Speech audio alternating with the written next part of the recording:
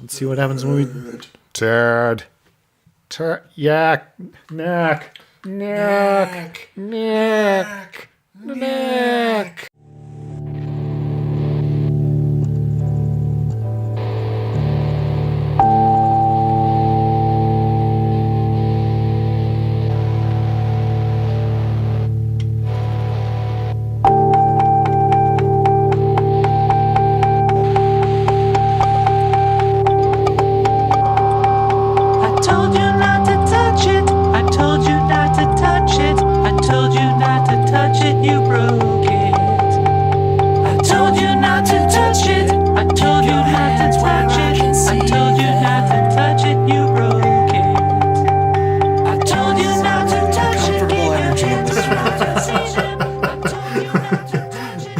Sam hit me. Hello and welcome to The Breakup, a podcast about destroying the things you love by giving them away. I am your co-host, Jacob Waskow. I am your co-host, Sam Young. We have some things to talk about today, ladies and gentlemen. Oh my god. I think this might be the episode that breaks us. Oh dear God. No, I don't think so. I think there's worse depths. There's more depths to There's deeper climb. depths. Although, I think I will ameliorate what I give you in the future, because holy shit. I'm going to ameliorate what I give you in the future. Sam, what did you make me read? I made you read a book of poetry called Eunoia. Tell us what the concept of Eunoia is. Eunoia is a book of poetry written by, I don't remember his name. Christian Bök. Christian Bök, spelt B-O-K. B-O with an umlaut K. Umlaut K. Because his real name is Book, B-O-O-K, and he felt that was too much for a writer. Yeah, and the title, Eunoia, hints that it features large collections of poetry that all use single vowels in chapters repeatedly. So there is an I chapter, where every word of every poem in that chapter uses the letter I in it. Or exclusively. Or O, or U, or E, or A. In fact, so much Those are the vowels. So much E that they included an extra E. Yeah. And there is also hidden bonus features, including sometimes Y. Yeah. It is dedicated to a collection of people who I believe are fake. Yoko Ono is not fake. Oh, I didn't realize Yoko Ono was She's one. chapter O. They're all real people. They're all real people, okay. All the people is dedicated to all have the people are dedicated single vowels. Okay. Sam, why do you like this? There's nothing else like it ever. Whether it is good or bad, well, I like it, obviously, but whether it is good or bad, no other poet has ever done anything like this. It even beyond the just having a single vowel in each chapter, there are other rules he has to follow. And so there has to be a naval battle, an orgy, a banquet, and I think there was another thing. And then it has to follow a certain kind of... There's an internal rhyme scheme that's sort of there. Usually someone gets fucked up. Yeah, someone gets real fucked up. Aesthetically, I appreciate it. And again, there is nothing like it in the world. Okay. All right. Okay, let it up, big guy. Longtime listeners of the podcast may get a sense that I, as a pretty monotone individual, have a lot of sort of emotional stuff that I kind of keep locked tight. This is where I cut to you, like, yelling at me for making you read the red shirts. And I think the major thing that would have improved Ennui is if there was an audiobook version of it read by Will Wheaton. Because he tends to make most things better and truthful. There's a trueness to it. I've never heard so many lies in one sentence. Well, never have I read so much poetry. So much poetry. So quickly. Jacob, do you want to tell the people how fast that took you? In the height of my hubris, this is what every time you go too far, you do it. Either you do it wrong or you take it to its insane extreme. Don't you pin this on. Okay, continue. Tell us about your hubris. So, feeling a bit like, I'm a bit tired today. I should finally just sit down and read Eunoia. I proceeded to sort of lay down on my bed and read Eunoia out loud. And I remember my good friend Sam telling me, you should read some of it out loud. To which I went, oh, maybe if you read it out loud, hidden words come out. So I should just, like, read it out loud or something. Like, it's kind of like got a thing going on. And so I proceeded to read almost all of Ennui out loud. Not all of it was sensical. I think there was a point where having my right arm and chest go numb, and I proceeded to sort of laugh hysterically and fall down upon my bed in a fit of conniptions. You're laughing. That happened. Conniptions, yes. Oh no, I don't doubt you. I think this book is important. Oh, okay. See, I was hesitating to say that because I thought you'd make fun of me. Well, I am going to make fun of Okay, well, that's fine, yeah. because I think it is also, you know, in The Simpsons, whenever, or Family Guy, someone's doing a poetry thing, and they say a poem, Yes. a bunch of people snap. This was a book of that. Okay. You know what? I'm the villain here. Okay. I did too much too fast. You overdosed. I did it myself. Yeah. Where everyone but me is innocent. I'm the villain. I'm the jerk. Sometimes you wake up and find yourself the villain. So, have you read all of this? Yeah, oh yeah. Okay. And you like it? Yeah. Do you like it as art? Do you like it? No, I just like it. I like it as art, but I do enjoy it. Okay. Because it is fun, to read. At least for me. Yeah. The stories are pretty impressive for the limitations. The one might say extreme limitations he put on himself. We still don't know what you think of it. I don't know if I have an emotion to associate with this. Is it negative? Yeah. Okay. But I feel like someone who reads Ulysses. Oh, yeah. James Joyce, Yeah, James Joyce. To say that you've done it. Okay. I've read Eunoia to say that I have done it. You've read Eunoia, yeah. Pretty much every line is a tongue twister. Oh, yeah. When you say it out loud. Yes. Which, my throat hurts. Well, you did read the whole 105 pages of it out loud? And my tongue hurts. Well, not all. I didn't read all of it out loud. I read all of it. Oh, okay. I read about 50% of it out loud? No, more than that. Oh, wow. 65 pages? No, more than that. About 70 pages That's out loud. more than I've ever done. I've read pieces of it out loud. I have not read even close to that out loud. I 70, 71 so you pages out loud. You were the true Eunoia fan. I am the true Eunoia fan. It also reminds me of when I was taking writing classes at my local community college. There was a class I needed to take if I wanted to get into 200 level classes that was writing personal experience. Oh, yeah. And this is true. The only reason I stayed in that class was because I found the teacher very, very hot. And she was a poet. And Confessions. Despite promising at the onset we wouldn't have to write poetry for this class, we wrote at least one poem. Okay. There was one mandatory poem. And the problem with personal writing is that it is incredibly, personal. And it's a writing class, so you have to say this shit out loud to other human beings. See, I disapprove of that highly. Well, other people have to read it at the very least. Yeah. And that it had to be personal. Well, it was writing from your own lived experience. Yeah. Which included a guy writing a short story about the time he went to Fenway Park, which was, I think, the saddest poem I have ever heard. No, it wasn't a poem. It was just a short story. Story, yeah. But it was still really sad. But the poem that guy wrote was about him losing his virginity.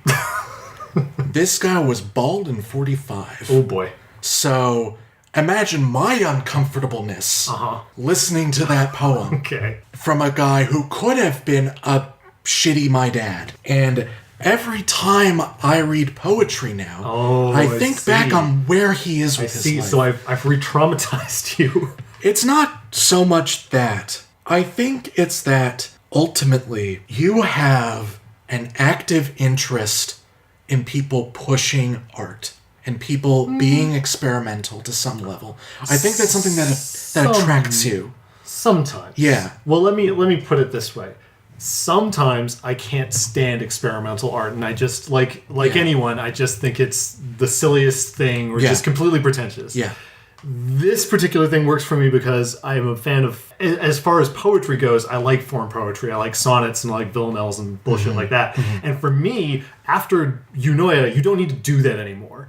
nobody needs to do form poetry anymore. This is it. It's fine. We've done it. Like, this guy has done so much form poetry in this one little book that we're good. He's also encoded poetry into bacteria. He has, yes. He also wrote fictional language for the show Earth Final Conflict. He did. Yeah, that's that guy. I mean, that, you know. So because that was me. You admit then that there is stuff that is experimental that you're like, good, yes. Yes, absolutely. Okay. But you think that too. There are experimental things you like. This is not a goof. I legit cannot think of any at the top of my head. Death grips. If they're not experimental, I don't know. Okay, I have explained this multiple times. If they're not experimental, I have explained this multiple times, and I shall do so again. Okay. I recognize the experimental nature of death grips, but I do not require this highbrow, so good, to enjoy it. Neither do I for Eunoia. Okay, we agree on this then. Okay. What I would say is, I personally do not get that, I'm just having a good old time with Ennui. Yeah. I just feel legitimately upset. Why? Let me ask you this. Do you feel like it's like him writing it was a waste of time? Art is fundamentally a waste of time. Well, okay. That's a trick. That's a trick question. That's a trick question. Okay, I'm silly me.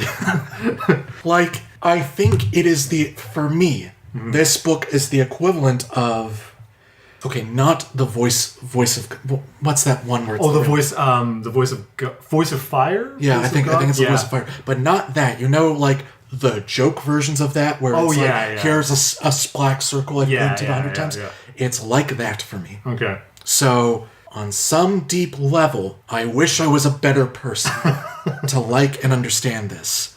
But I don't. I really, really, really don't. And I feel bad about the uncomfortable energy I've brought to this household today. It was like, I do this to myself. Well, I give Eunoia 2 thumbs up. Go read it. Wait a second, hang on.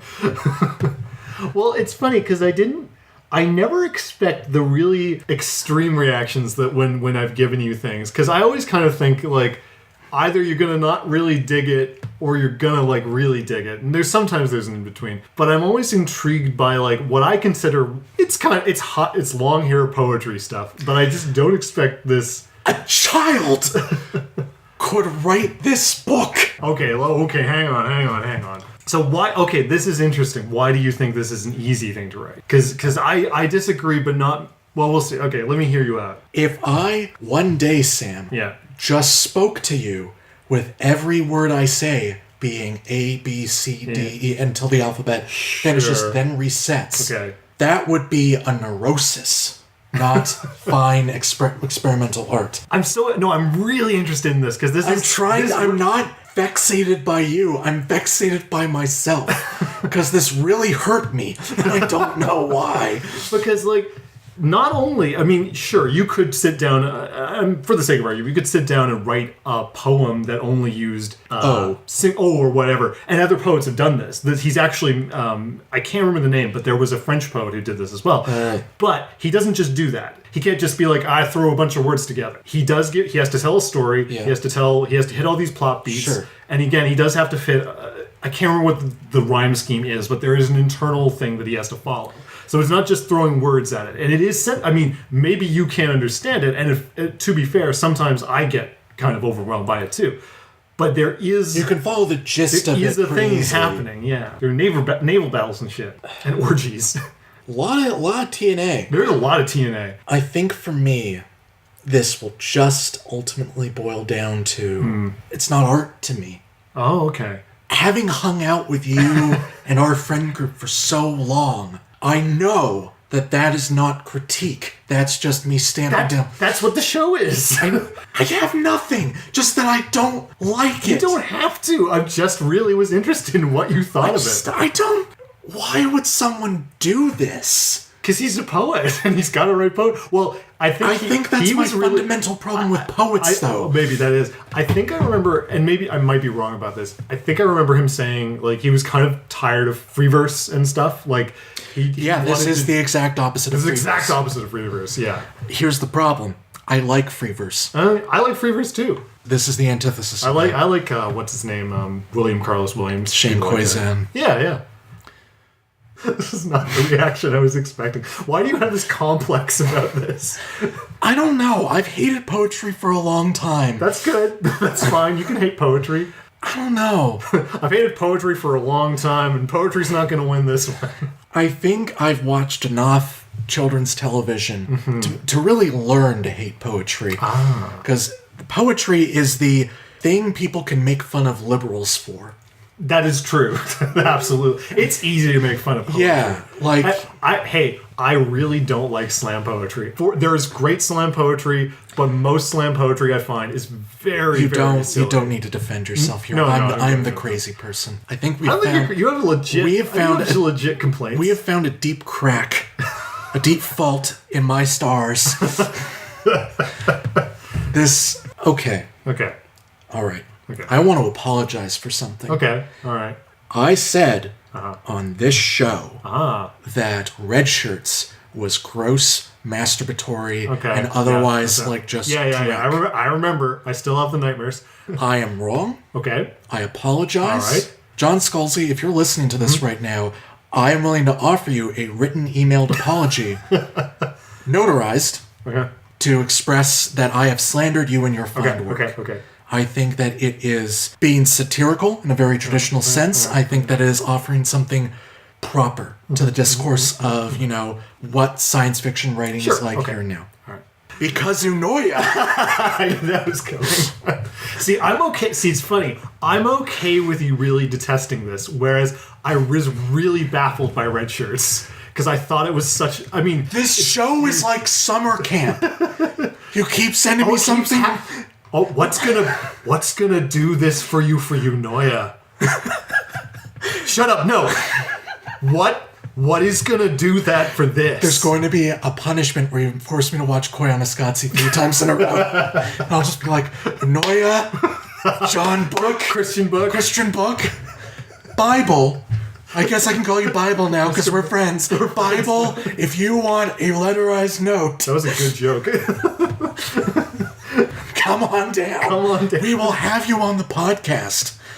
Well, like I said, this is something you never would have looked for on your own. No, that is absolutely correct. Never. I didn't go in thinking Jacob Waskow is going to come to me and say, this poetry was the best poetry. I did not have that hubris. I didn't quite expect... China says some things about their poets, but Eunoia is the best poetry. Do you know how much good poetry... Don't we love poetry, people? Don't we love poetry? Do you know how much good poetry Canada has? It's got Eunoia. It's got bacteria poetry. Our poetry, it's the best. It's the absolute best. It's so good, it's the best. Anyway, this is the point of our podcast, is to investigate and interrogate our tastes. And for me to make my friends feel uncomfortable with me having a bad day. It's okay.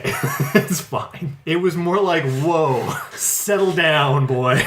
Is this a bit? It's just a book. So moving right along, do you stand by your 2 thumbs up rating? Okay. I will say, this is not a goof. This is an actual Jacob certified statement that is not for goofs on this podcast. Sure. I think if you like words, you should read this. I like words a lot. I think that this is very important in that avant-garde sort of way. But it's not for you. This isn't a visual medium. Jacob is clutching. That's it. Okay. Go read it. Sure, all right. I hate it. Go read it. That's as good as a recommendation as I can ever imagine. 2 thumbs up. 2 thumbs up. So, Jacob, what did you make me do? I made you play Kenshi, a game you probably didn't like. Well, let's talk about that. Well...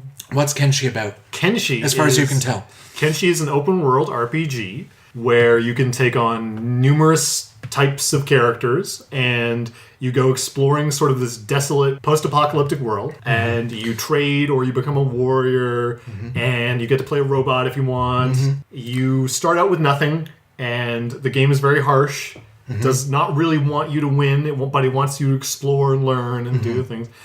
And there's like cities and crazy deep lore. Very, very deep lore. Very, very, very deep lore. Which I did scratched only the surface of. Yeah. I played Jacob 2.0, a skeleton. Skelly man. Which is the game's term for robots, with my trusty yak.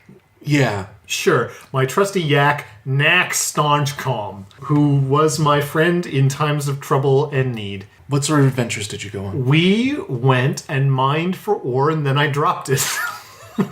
And because of this game's questionably finished state. Questionably finished UI. Also, Knack and I made a lot of money selling Cotton. Yeah. No, we had a good old time. The Jacob was there while I played this, actually, because I severely needed guidance. I forgot you have never played a CRPG. Oh. So, whoops. I forgot you didn't like poetry, so whoops. Actually, no, I totally remember that. You thought that maybe this could be the not that I would love it, but this could be a stepping stone. Maybe. Something to build a foundation. I don't need you to like poetry. Just need you to read it. Yeah. So Kenshi. I liked it. No, fuck off. Yeah, I did. Okay, this is my problem with it. It is really, really hard to play it. The UI is grotesque sometimes. Like, the way... It's really unintuitive. That was one of the mods I was going to install. Yeah. It isn't a complete UI fix, but it is a retexture that makes things more obvious. So I found that kind of confusing. I found the way you move is really unintuitive because it just wasn't like any game I've played. Yeah. Because it's mapped to the opposite mouse button I kind of expected it to be. Yeah. So that being said, it's really cool. If any listeners have played like Neverwinter Nights or Baldur's Gate, these controls will be infinitely familiar with you. But otherwise, really not. Yeah. But no, I like the flavor of it, and I like that you make your weird robot thing. Yeah. That was fun. I like that nobody kind of like gives you much respect because you're a robot. No, I liked it. I liked the idea of it. Execution-wise, it was not my kind of game. Mm-hmm. And I think probably if I really forced myself to, I could kind of get into it. Yeah. But I actually did like it. Okay. Like, I actually enjoyed playing it because it's just so weird and it's outside of my usual ken. But yeah, the UI was god-awful. If they made a Mario version of Kenshi, would you like that? Well, no, that's the thing, because I thought the lore was the most interesting part of it. Oh, absolutely. Yeah. This is, to me, the role-playing game equivalent of Dark Souls for its lore. Oh, yeah, okay. Because Dark Souls isn't a great RPG in terms of role-playing. You will only be this one person, and you have tons of options, but ultimately you are going to be the enkindled or the bonfire lady, McSmoke Man, or see, those are what's games, his name? Those are games I've actually always wanted to play, but just the level of difficulty and investment is something I can't give over to it. And Kenshi is very much that. It is not an easy game. Although I actually didn't get killed or anything at any point. So. That's, basically the first thing you learn in Kenshi is that you have a skill called athletics, which you train by moving literally anywhere. And the higher your athletics skill is, the faster you run. Yeah. So if you are Jacob 2.0 and you have been, say, running some serious track and field, if anything scary comes near you, you know what you can just fucking do? You run. You run. If you see an evil, bitey skeleton giraffe thing, you know what you can just do if you see that shit? You run away. And you can do that as a trader. You just go from one place to the other and run. My real frustration was that I felt like there was all this lore I really wanted to learn about, but that would require me to play the game like... Just read the wiki. Yeah, that seems like a good idea. Just read the wiki. But yeah, no, I think that was my kind of frustration, is I felt like the game controls and things were kind of a barrier to get to the good stuff that was obviously there. Well... Except it's not obviously there. That's really the thing. I don't know. I thought there was a good, there was an atmosphere. Yeah, you can definitely get an atmosphere, but, there's some real fucking, buried away kernels, like that little Ocran spoiler I showed you. Yeah. And usually it is you have to play a skeleton and you have to go to the right place at the right time. Usually that's how you get all the deep lore. Yeah. See, I don't mind a game that makes me work for the lore. I just kind of mind a game where... You wish you could move. Yeah, well, that kind of thing probably would have kind of... The strongest fight I watched you do in that game was try and go across a bridge. Yes. It was really hard. I kept losing Knack. Poor Knack. Knack to the future, baby. Knack. You know what the problem I had with it was that it was ultimately what I refer to as a spreadsheet game. The game ultimately wants you to recruit more than one character. You actually kind of build your caravan of people.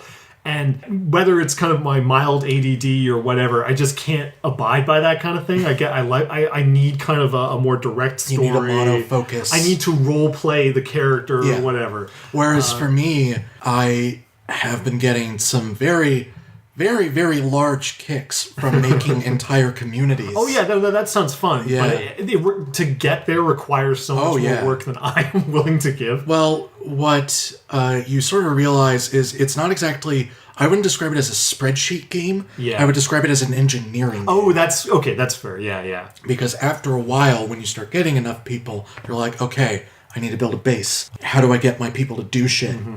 And in the bottom right corner of your screen, you discover that you can just put commands there that they can do perpetually. Yeah, you can just set them to work. So you start making these like weird program in-out lists for these, at first friends, and now robotic minions that you proceed to like map paths around. Like, okay, go to the iron deposit. Now go with that iron to the mill to make iron plates, and then with those iron plates you need to make steel bars, and have them all go down that path. Yeah. And thankfully, you don't need to tell them to eat. They will just do that if there's a food barrel nearby. I do appreciate things like that where the game is not like, oh, this character forgot to eat and they're now dead. Imagine this game where you had to tell them to eat, piss, and sleep. So The Sims. It would be a nightmare. Yeah. Someone's probably made that for this game. The mods, for this game are ridiculously good. That it fills every single gap that the core developers left in it. It's nuts. It's great. But yeah, I liked it. I mean, overall, I give it a Ken out of she. Like, you know, I'm into it. That's kind of all I have to say about Kenshi. I kind of like, this game isn't really for me, but I like it, and I think the lore, such as I was able to access. I wish I was a more mature person and can say that about Ennui. Ennui. Is it an anagram of Ennui? Oh, well, he keeps saying the new Ennui. Yeah. It's not quite, because there's no O in Ennui. Eunoia can also be pronounced Evnia. No, stop. How does that fucking work? Because it's Greek. And in modern Greek, you would pronounce those letters Evnia. Hey, take it up with the Greeks, man. No, I'm taking this up with Admittedly, you now. In English, it is pronounced Eunoia. Now you pronounce Kenshi? Like it's spelt. You know how you pronounce Jacob? Jakob. No, you pronounce Stanchko? Knack. Oh, God, what's our common theme? What's the letter? E. Ennui. Ennui. Yeah, it's ennui. So next time. I have no idea. I have to think about this because I wasn't expecting we'd do this tonight. You go first and then I'll think about it. Sam. Yes. You will be listening to the debut album of Mongolian folk band, The Nine Treasures. Okay. Sure. That's what you'll be listening to. Okay. The debut album, I'll send you. What is it called? The Nine Treasures. Okay, shit. What am I going to make you do? I had a list somewhere and it's gone now. Big Crits Notes. That's cute. I'm literally waiting. Fuck it. You know what? You haven't seen it. You're going to watch Casablanca. Go with a classic. It's a movie I like. And I am straining and I can't think of anything else right now. That's fine. That's fair. I haven't seen it. Nope. I have seen Singing in the Rain, though. Really? Yeah. What do you think of that? I've never seen it. You know, it's kind of a guilty pleasure. Oh, like I like it. The songs are too corny for belief, but But my understanding is that that was very much intended. That they were corny even at the time. Yeah, like it is riffing musicals. Yeah, Hollywood loves to make movies about how Hollywood is terrible. The problem is that I think age has forgotten that joke, just time. So people take it as received. I think I think people would just take.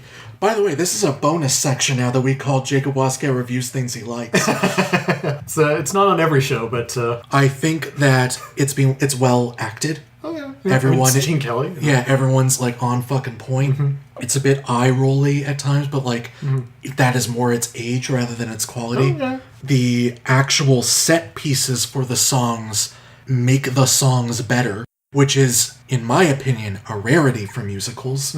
Because usually, I find in musicals that the plot is an excuse for everyone to sing. Often whereas in Singing in the Rain, the plot is happening, and then suddenly they're like, I have to sing about this. I must sing. It actually lands for me in that regard. I'm learning things about you tonight. I would not have thought you would have even seen Singing in the Rain. We'd like to thank Irritating Rainbow for their amazing song, You Broke It, on the album Where'd the Truck Go? You can find their music on iTunes and any other services. What else should I say?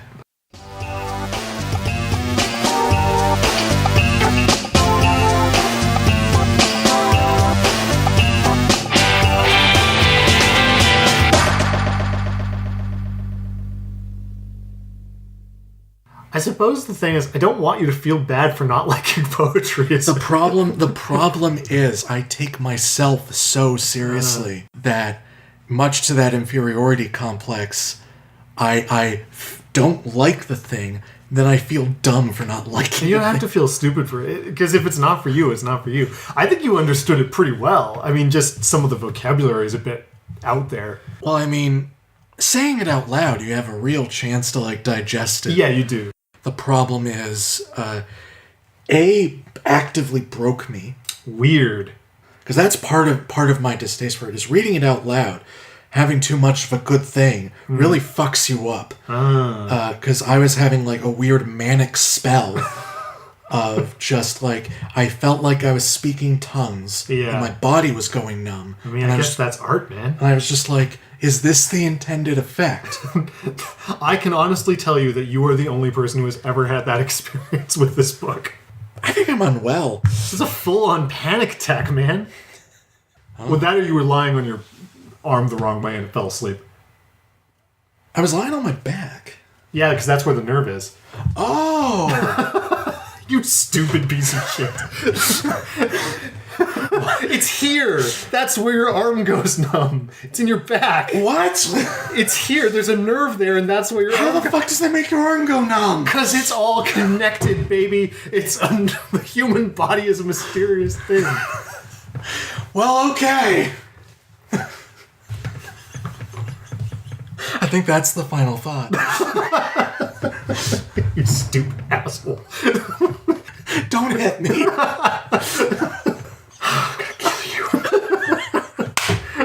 Oh, I was so traumatized by the poetry sample. I was lying down for a while, and my arm fell asleep. Whoops. Yeah, were you reading like this? Like, yeah, your arm fell asleep. I was doing that to actively make sure my arm wouldn't fall asleep. Because there's nerves here. I thought that was because, like, when it's like that, like the blood. No, it has nothing to do with blood. Wow. That's a myth. Well, Yeah, it's pinching your nerve, basically, and then it comes back. Maybe it wasn't as bad as you thought it was. no, it was still pretty shitty. Yeah, sure, But it didn't cause me to have a physiological reaction. Well, that's good. I'm glad about that. Well, A, we know you're not insane. You're just stupid.